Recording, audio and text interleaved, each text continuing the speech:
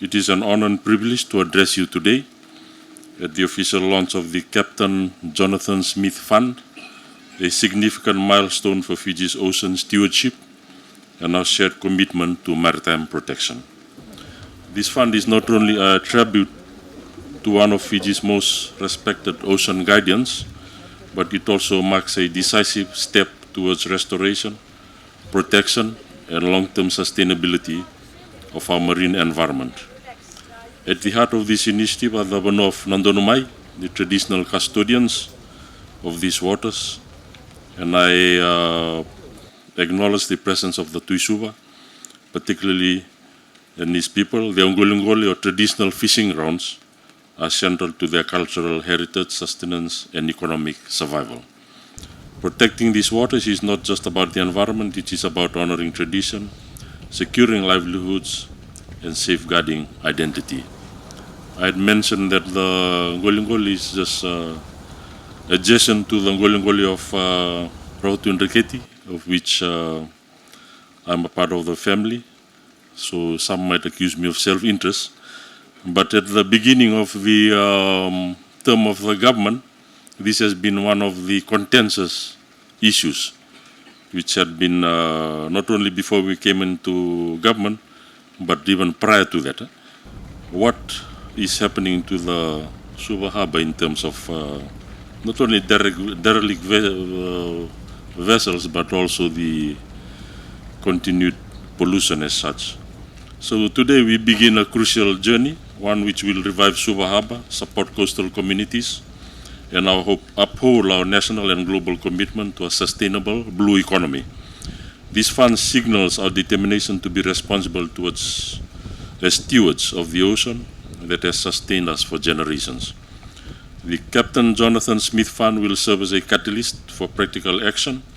Its core purpose is to finance the safe removal of derelict vessels from Suva Harbour, a long-standing issue that threatens marine life, port operations, and coastal safety. This is more than a cleanup, it is a strong statement of intent. Fiji will continue to fight against marine pollution. We acknowledge the general support of the Wait Institute, whose pledge of US $1 million will not only advance vessel removal, but also support broader efforts in ocean governance and marine protection. This work will be delivered through the Joint Marine Environment Committee, a partnership of key agencies including Ministry of Public Works and Transport, the Ministry of Environment and Climate Change, Fiji Ports Corporation Limited, Marine Safety Authority of Fiji, and Blue Prosperity Fiji. Together we are building a coordinated, transparent, and effective response to maritime environmental challenges.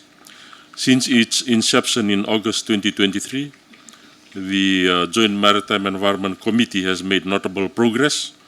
Through joint efforts, we have reduced derelict vessels in Suva Harbour from 44 to 29. Updated assessments now place the total at 35. With this fund, we aim to remove 17 high-priority derelict vessels, a significant advance in restoring Suva Harbour.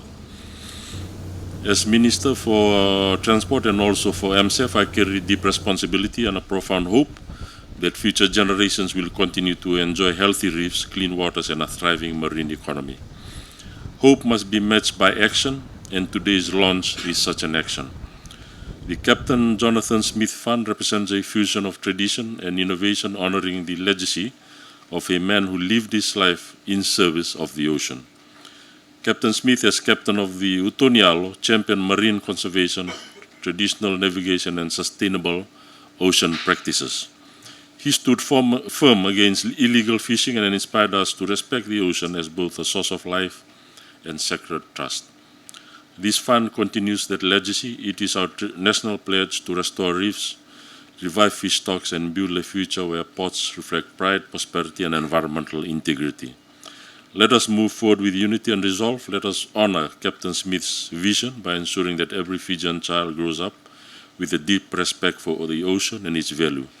May God bless you all, and may He continue to bless our beloved blue continent of Fiji.